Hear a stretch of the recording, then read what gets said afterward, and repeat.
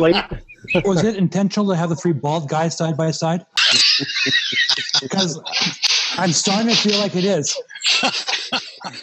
Hey, it's Will Crockett. How are you? Thanks for joining us on the Hybrid Hangout. Well, we're going to discover today a little bit more about mirrorless, about hybrid imaging, about making e-products, and most importantly, that wonderful little question to our panel of experts and hybrid heroes about when or why would you choose a mirrorless camera over a DSLR? Now, we have gotten some emails from people saying, why are you so anti-DSLR? We're not. Most of the photographers here use DSLRs or have used DSLRs literally every day. But we're discovering, slowly but surely, that there are many great applications for us to create photo plus video plus audio images for our clients if we're pros, or our neighbors if we're non-pros, using mirrorless cameras instead of DSLRs. So we don't really care what kind of camera you use, but we all kind of think that DSLRs are doomed and we'll be using mirrorless cameras sooner than later. Let me introduce you to our super cool panel. On the far left, we've got the lovely and talented Miss Carol Schlitz. I will. And our special guest today is Mr. Dave Curlee, who's not only the super duper producer guy from GeekBeatTV, but he also is a very skilled media professional from 52media.com. Dave, how you doing today? I am well, Will. How are you? I'm good, man. And thanks for taking time out to join us. I know you guys keep a crazy schedule over at GeekBeatTV. Absolutely. Glad to have you here. Next in line is the handsome young man that I go to, as well as the rest of the ShootSmarter.com writers, when we have questions about color correction. One of the brightest guys I've ever met when it comes to how I fix this horrible picture and make the color look great, Mr. Gary Poole. Will, how are you? Hello, everybody. Outstanding. Good to see you, sir. And next in line is a terrific Washington, D.C. based kids family type of photographer, Mrs. Jessica Wallach. Hey, everyone. Good to see you.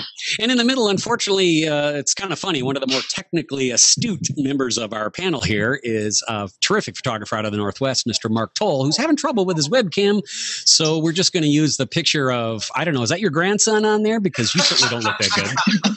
Oh, you're a smooth talker, Will. Yes, Mark Toll. Mark Toll is a terrific photographer. He also is, and we like to disclose as much as we can here, he also is an employee of Panasonic and is a Lumix camera tech rep. However, he will not be promoting Lumix in any way. He's talking about his really great skills as a photographer. Next in line, we've got a new member to our panel, a food blogger out of Seattle. This is Paula Thomas. Hello, everyone. So good that you could make it. Next up is some insurance salesman or something that knocked on the door. What's your name again, Richard? My name is Richard Cole, and I'm from New York, although we had to evacuate up to Vermont because of the storm. So I'm glad to be here and to be dry. That's good. It's good. Richard is a terrific fella and is very interested in this migration to mirrorless. Next over is a good friend of mine, Mr. Robbie D. Hey, Will, how's it going? Notice how I skirted mispronouncing your last name for the 19th time? Well, my count was at 20, but I'll take it. Rob is a wedding and portrait photographer based right next door to me in Naperville, Illinois. Next over is really one of the terrific founding fathers of our discovermirrorless.com website and one of the technical engineers for us. He's a broadcast TV engineer, and he's fascinated with moving his video production over to mirrorless. That is Scott Giorgini. Hi, Will. How are you tonight? You know, man, I'm doing really good. I'm pumped. I've been thinking about this since we decided on this topic last Thursday. As you know, we have pretty substantial traffic now on mirrorless cameras, that particular topic, through both ShootSmarter.com as well as discovermirrorless.com and, the various Facebook pieces. I am fascinated with the fact that more and more we keep trying different mirrorless cameras. And as those of you on the panel know, I'm really not married to one brand of mirrorless cameras, but we do have quite a bit here. And my role as maybe ringleader / troublemaker of our clan is that we bring in cameras and get them out to our writers to test them. We've got 22 writers and vloggers, and we're very interested in finding out what we can do with mirrorless cameras, but more importantly, what we can do with hybrid photography. early on, Carol Schlitz reached out to us as a longtime ShootSmarter.com reader and said, wow, Will, we've got to add video in as a product. It's something that we want to sell. And some staff and I took a real instant liking to Carol, as of course all people do, and how quickly she adapted herself to mirrorless cameras. So, Carol, if I were to ask you, why would you, as a photographer, why would you choose a mirrorless over a DSLR? There's a lot of reasons, but for me, the biggest one was the size of the unit. That's what got me into it. Now there's a whole lot more. But at the beginning, my husband was recovering from a stroke, and he wanted to shoot with me all summer like he always does. And holding up that Nikon D2X with the 70-200 lens for 14 straight hours, 5 straight days, that's grueling if you're super healthy and pumped. But somebody who's recovering and regaining their physical strength, I just thought it was out of the question. So I started researching, and that's how I ended up meeting Will. Really was listening to all your information. So did you really notice no difference in image quality when you went from mirrorless to DSLR with your work? No image quality difference.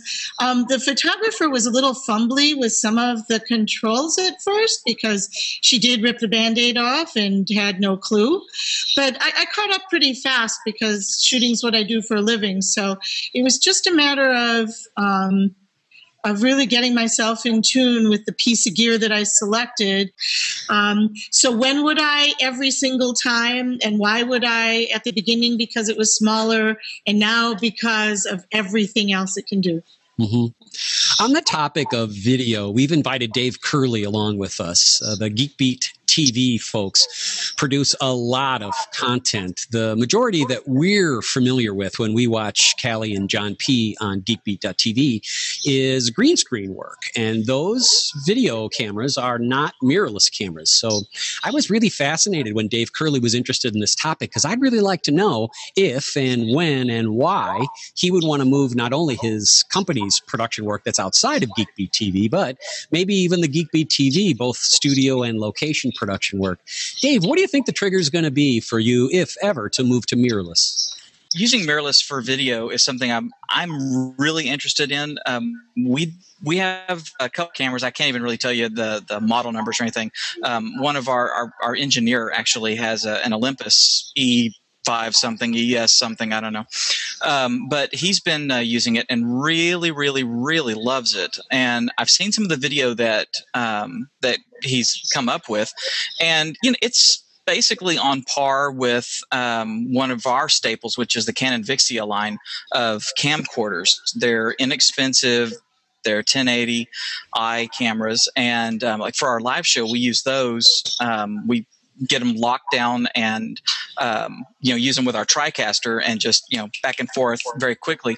We're able to get them set up. They're very light. What we discovered in our studio as well as our location work, this was pre-mirrorless, we were using HVX camcorders, and the problem with us is because we have that photography feel, we really like shallow depth of field, and we want to be able to use depth of field and critical focus to help tell the video story that we're telling. And those folks who haven't used a professional level camcorder probably don't know that even if you shoot it wide open with the best lens you can, you still have this really deep depth of field. So that artistic look, and Dave, I've seen a lot of your work on your 5.2 Media site. You're into that. How are you getting that kind of look with just camcorders? We can get some of that look just by proper placement of the camera when we're out in the field. The things that we, instead of putting our talent in front of a background that is relatively close to them, like a wall or something like that, you can fake it by having a field or a parking lot or, whatever you're doing, when you're doing run and gun shooting. And just the natural placement of the camera like that's going to give you some of that. That's right. Yeah. Hey, Gary Poole, you wild man, you. I know that you're pretty picky when it comes to color. So have you moved over with your work photography to a mirrorless camera yet, or are you still DSLR primarily? No, I'm tiptoeing in very slowly. Most of the other authors may not know, I primarily do not do photography. I primarily am a color editor, but I'd like to do photography occasionally. And when I do, it's about a split between my Canon and the Lumix GF3 I'm using. And the things that I really like about the GF3 is, like Carol said, it's very light.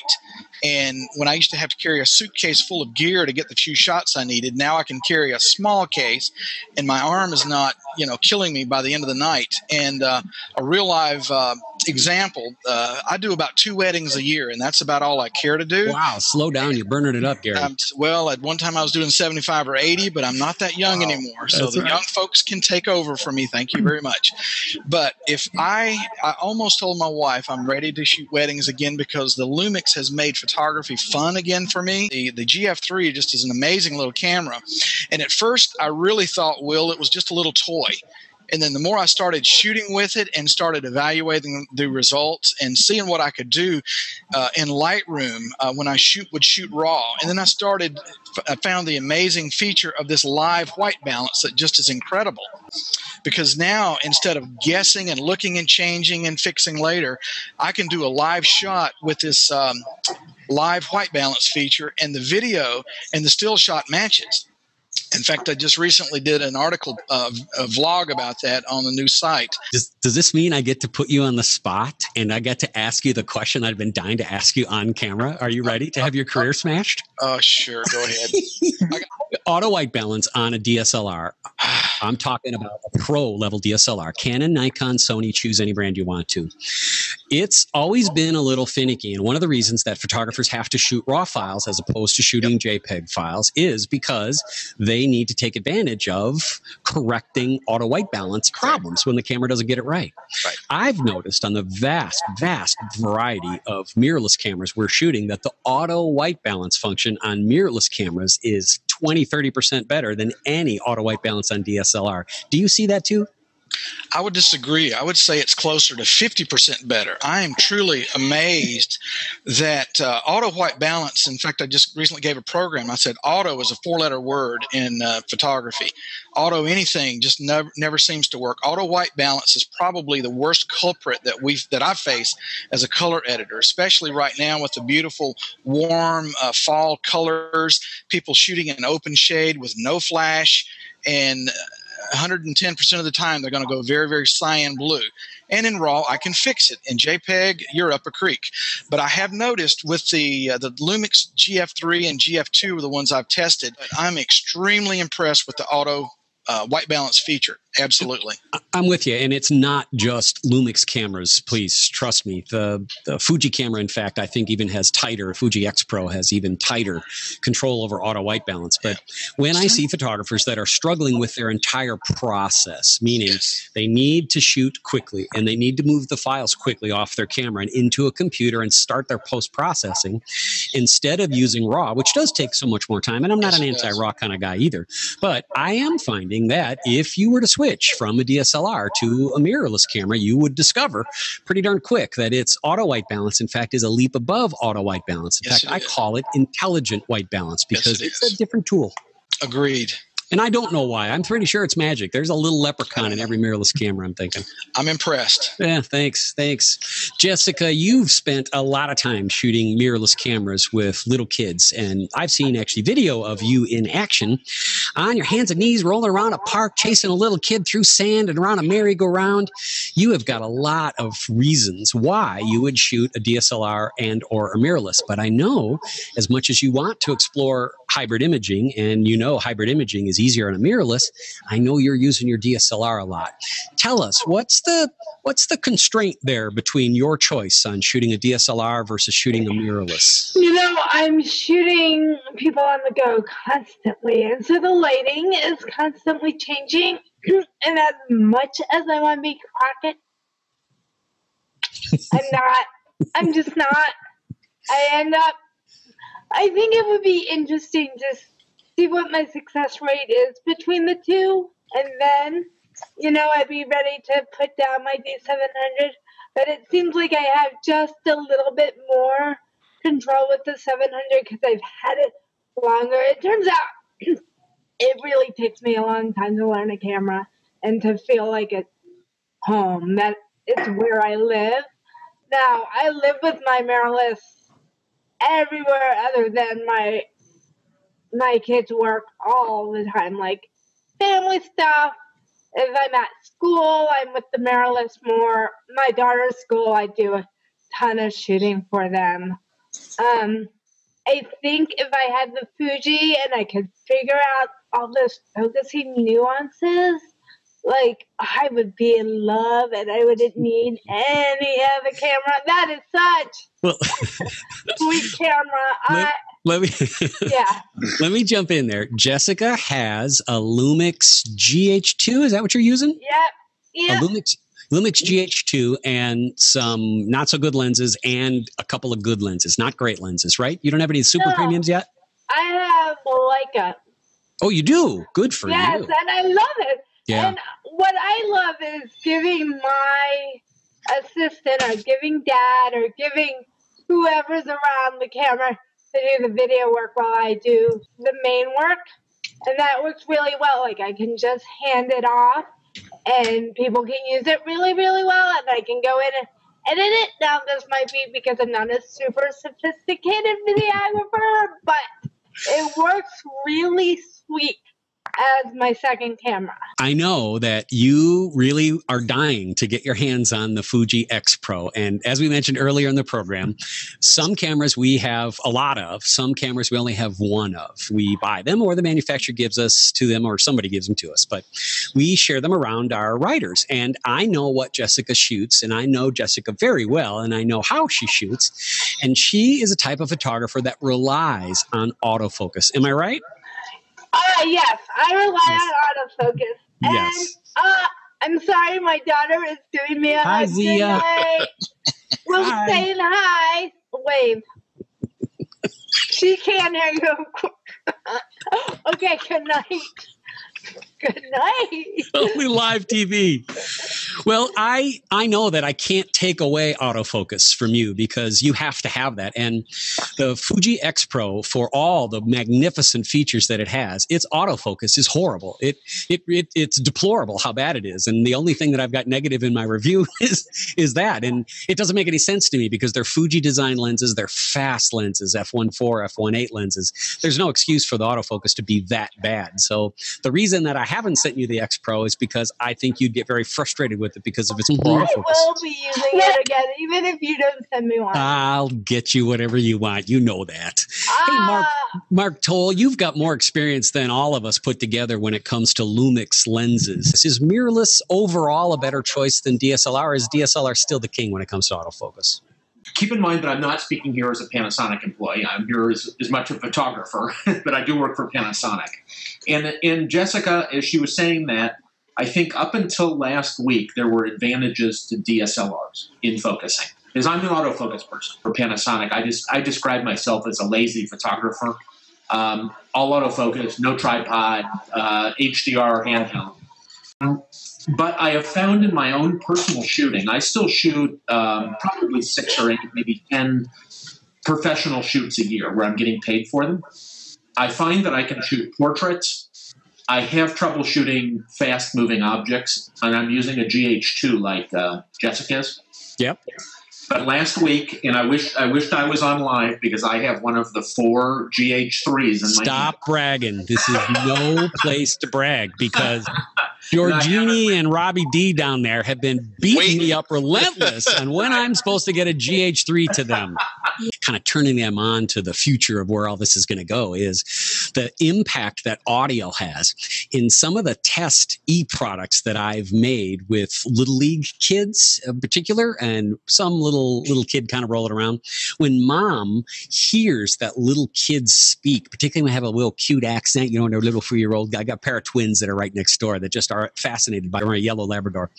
And their speech and what they say and how they say it is phenomenal. So one of the reasons that I was really interested in trying to find a food blogger, for instance, is I bounced a couple ideas off people like Paula. And I said, wow, if you're trying to convey the experience of dining or the experience of a plate of food, isn't that a strong tool? Paula, When are you, I know you already do shoot mirrorless, but when are you going to maybe add a little dimension of audio to your work, or will you? Well, I've already started doing a little bit of that. I do a lot of restaurant photography, and I do some home cooked meal photography as well. And I just, in the last couple of months, I started playing with the video and kind of you can hear the sound from the background of the restaurant, and kind of get a picture of how loud it is. Right on, right on. And when did you move to mirrorless cameras? I've actually been using mirrorless for 3 years. I know a lot of you probably don't even know that it's been around that long, but wow. The first camera, the Olympus EP1, was actually, I had gotten that in October of 2009, so it's been 3 years this month. And is the vast volume of food blog posts that you create, are they mirrorless or DSLR or phone? Yeah, they're mostly mirrorless. It's only been since the Olympus OMD came out where I've actually converted all to mirrorless. When I had the EP1 and the EPM1, those two cameras were kind of my secondary cameras, and I used them mostly for restaurant photography. Nice, very nice. So yeah, if a photographer were to be a food blogger like you are, and say, I've been dragging around a small frame DSLR like a Canon T2 and pull it out of a case or a purse in a restaurant, and they felt a little awkward about it, and they wanted to move into better images. Forget about the video part. If it was just still photos they were interested in, would you recommend that a food blogger move to a mirrorless? Yeah, definitely. That's one of the reasons, when I went to restaurants, I like carrying smaller cameras because you're not as, people don't see that as often. You have this big, huge camera and you're taking pictures of food and everybody's looking at you and thinking you're kind of weird. But if you have a smaller camera, it's not so bad. And so, yeah, when the Lumix zooms came out, the new fast zooms, I was really excited. And that's kind of what made me come to the point of selling my old 4/3 DSLR gear and I actually have the 12-35 here. So this is the 12-35 Lumix, and then this is the equivalent with my 4/3 camera. This is the 14-35. So there's quite a big difference. This one's 12 ounces, while this one's 34 ounces. So it's a big difference as far as size and weight. Yeah. I have a question, if I can.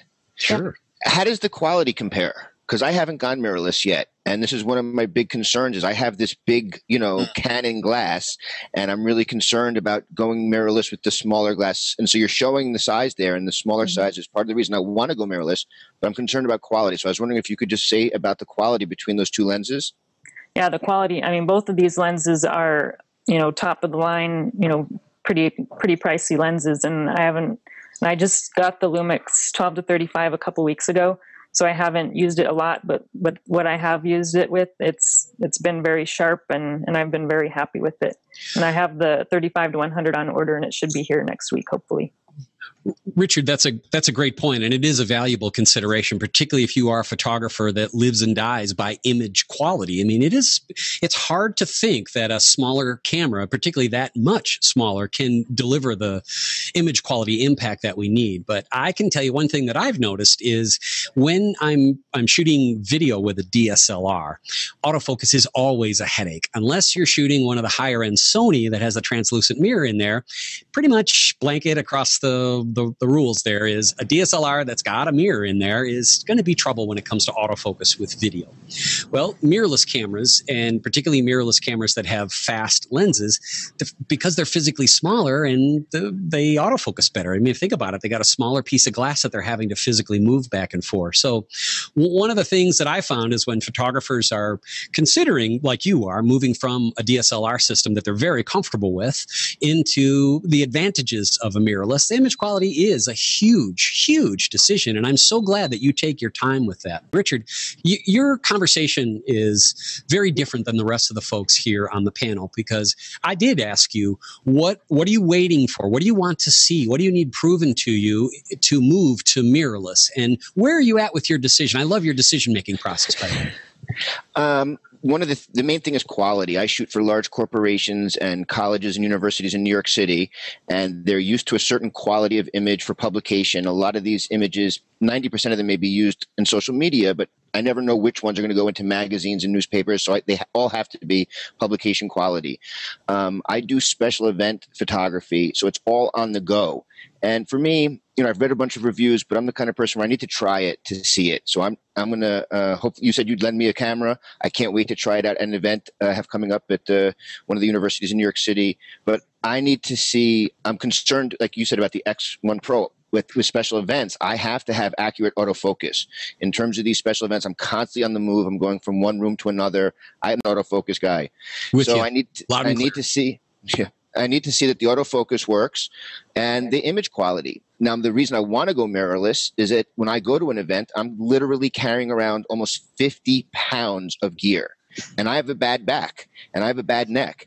And it's literally killing me. I have to go to a chiropractor every time after a shoot. Richard, how much does video come into your work? I really haven't done a lot of video. I'm very interested in some of the e-products you're talking about to see if I can incorporate them into some of my child portrait sessions and family portrait sessions. But my bread and butter work is special event photography for not-for-profit. Paula, when you talk about adding video to the work that you do, the standard across the industry of food bloggers is to just use still photography. And I don't notice there's a whole lot of them using any video. I know that that's one of the reasons that you're getting into working with us, of course. But how long do you think it's really going to take you until you're confident with some portion of video on your food blog post? How much time? Well, I've been, playing with it a little bit now. So I've been trying out, I've used iMovie a little bit, and then I've started using ProShow Web. And, with those two tools, I'm able to put pictures and video clips together and probably start, adding those to my blog, I would say in the next month or two. Oh, that quick. I'm impressed. Way to go. One of the photographers that I've been following on his migration to mirrorless cameras is my buddy Rob.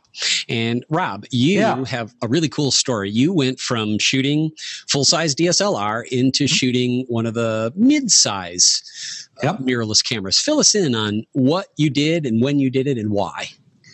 Well, yeah. So about, about 6-7 months ago now, my old SLR died, end of life.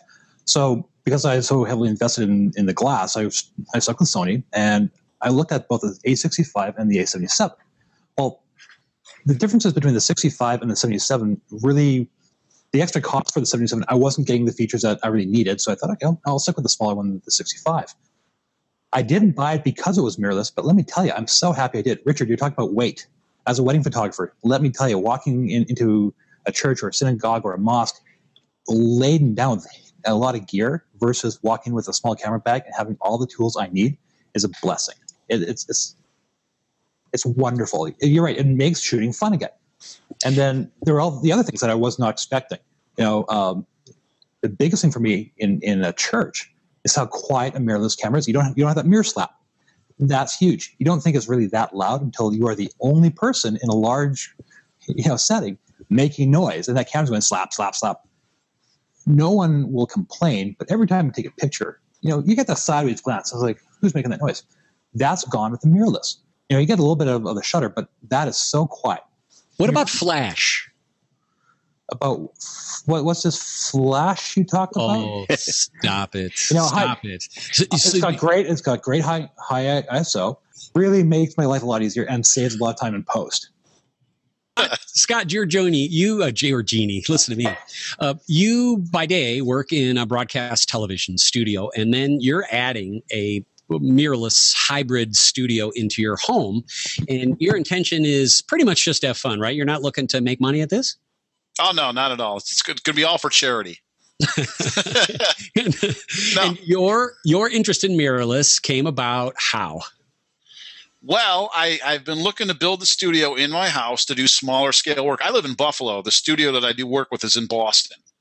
So it's not always advantageous for me to go to Boston, and I want to be able to do some stuff right from here. So I started looking for cameras that would allow me to do this. And, of course, I didn't want to use the big $15,000 shoulder rigs we use over there in Boston. As I started looking, I looked at some of the little camcorders that Dave was talking about before.